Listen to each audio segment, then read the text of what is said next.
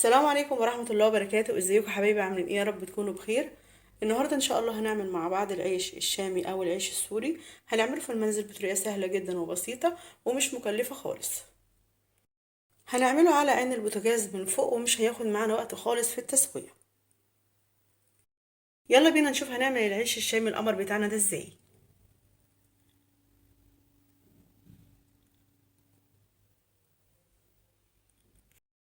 يلا نبدأ مع بعض. بسم الله وعلى بركة رسول الله.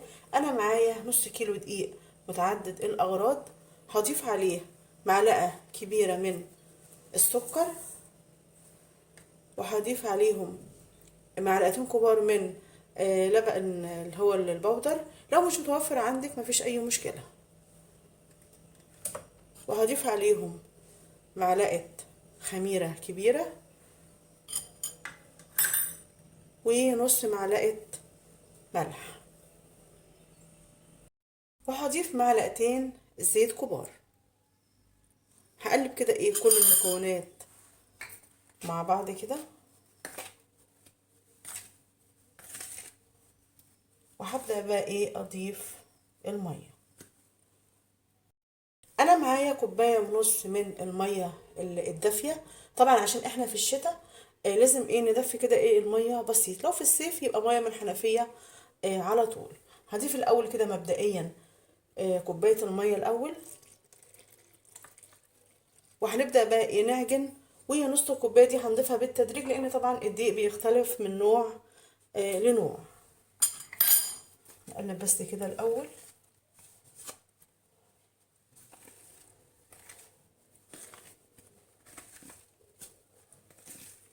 وبعد كده هبدأ بقى اعجن كده بايدي.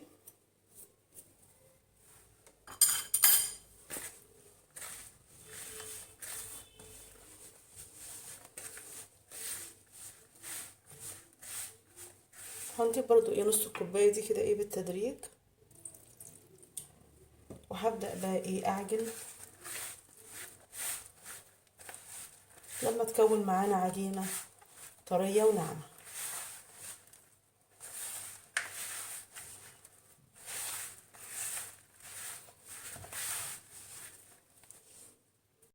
هضيف بس كده حبة مية كده بسيطة، يعني كده مقدار معلقة. وهبدأ بقى اكمل عجن. هقعد اعجن فيها كده لمدة 10 دقايق لحد ما تبقى معانا عجينة طرية وناعمة. كده خلاص انا عجنت العجينة وبقت معايا طرية وناعمة بالشكل ده. طبعا انا ما استخدمتش الكوبايه ونص كلهم، طبعا استخدمت في الاول كوبايه، وبعد كده خدت معلقه كبيره من الميه، ودي الباقي الميه المتبقيه. طبعا الدقيق بيختلف من نوع لنوع. هغطيه بقى هغطيها بكيس بلاستيك، وهنسيبها كده لحد ما تختمر معانا. ولما تختمر ان شاء الله هنشوف الخطوه اللي جايه مع بعض كده ما شاء الله العجينه اختمرت معانا.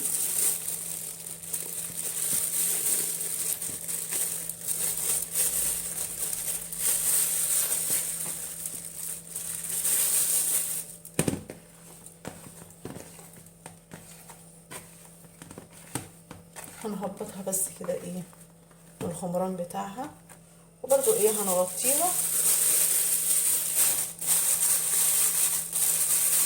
وهناخد منها على طول. هدهن كده الرخامة بتاعتي كده برشة زيت، وهاخد قطعة عجينة. انا هعمله عيش صغير.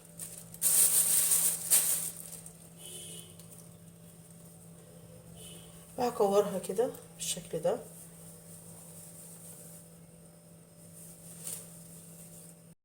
وهبدأ بقى افردها.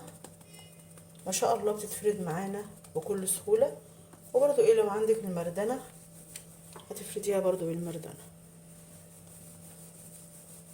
بالشكل ده.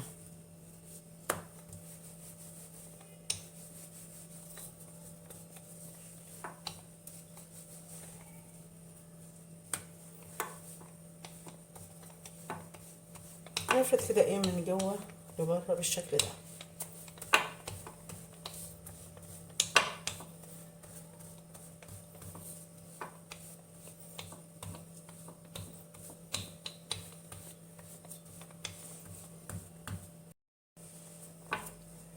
السمك كده عايزينه يبقى كده ايه السمك ايه بالشكل ده.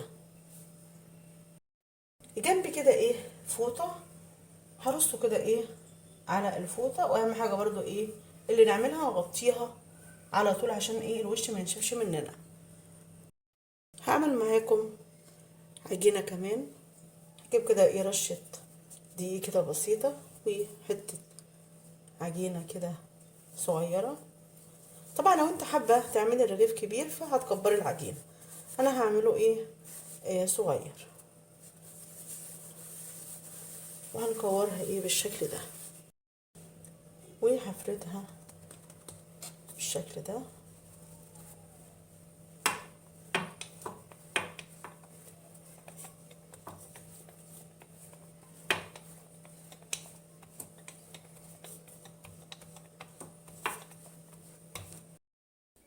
وبرضو ايه ممكن هتفرديها بايدك كده، هي بتتفرد معانا بكل سهولة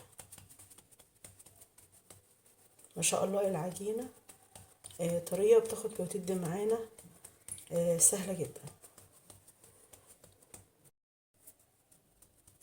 كده خلاص استوت معانا وبقت معانا بالشكل ده.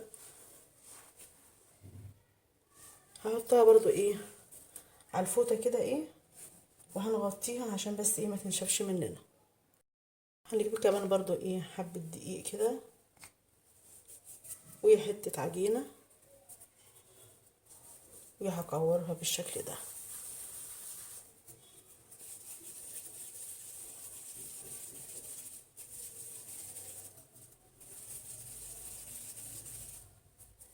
بالشكل ده هبدأ بقى ايه افردها.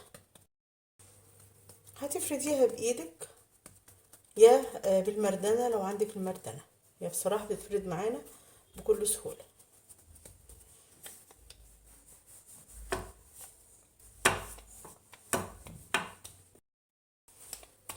كده خلاص العجينة اتفردت معانا. هعمل بقى ايه كل باقي كمية العجينة بالشكل ده عشان بس ايه ما اطولش عليكم الفيديو.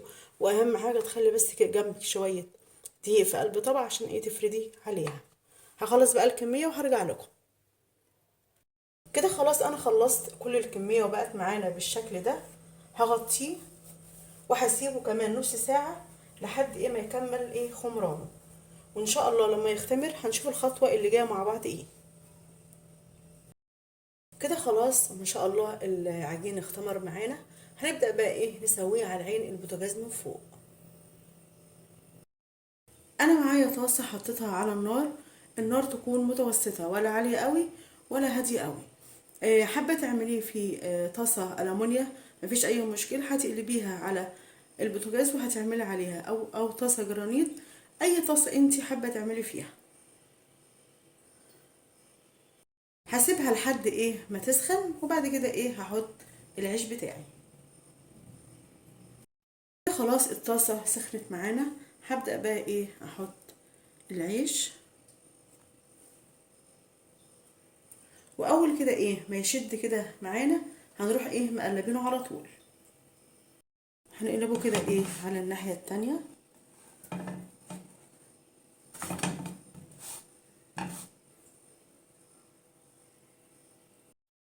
هنقلبه برضو ايه كمان مرة، ما نستناش ايه لحد ما يلون معانا، نقعد نقلب فيه كده ايه كذا مرة عشان ايه يستوي معانا كله مع بعض.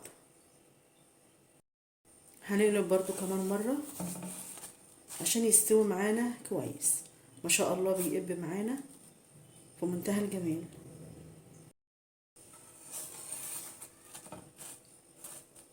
ما شاء الله تحفة.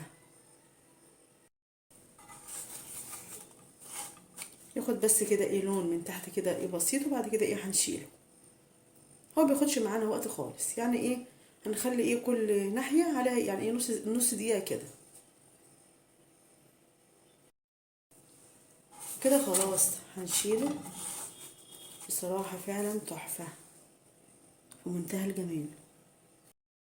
هنسوي بقى ايه كمان برضو ايه واحد اهو. اول بس كده ما يشد بسيط يعني ما يديش لون، هنقلبه ايه على طول.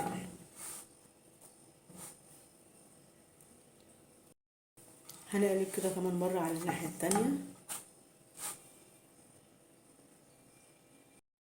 هنقلب كمان مرة على الناحية التانية برضو.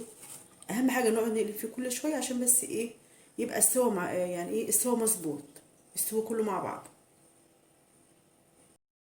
هنقلبه كده ايه على الناحية التانية.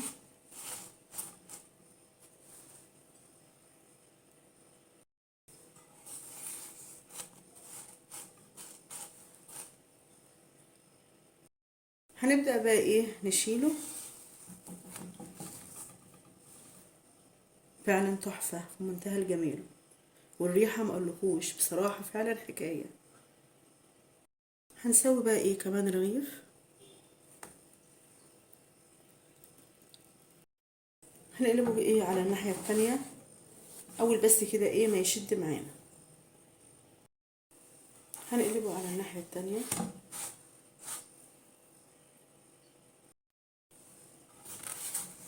كده خلاص استوى على الناحيتين.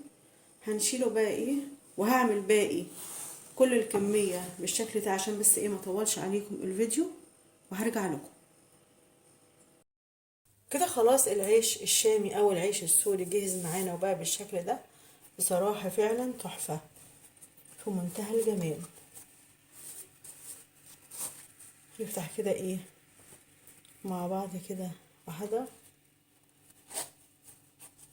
في منتهى الجمال تحفة.